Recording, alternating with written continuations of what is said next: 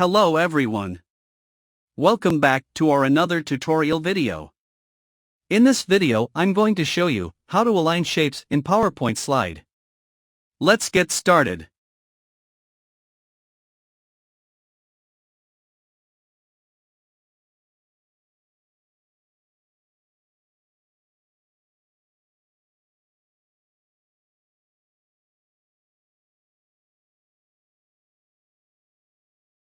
Press Shift on your keyboard to select multiple shapes.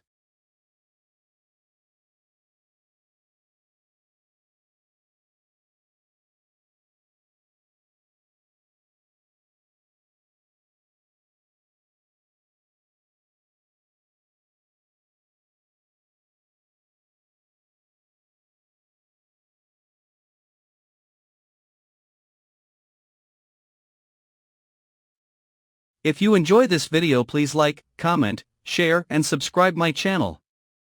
Thanks for watching.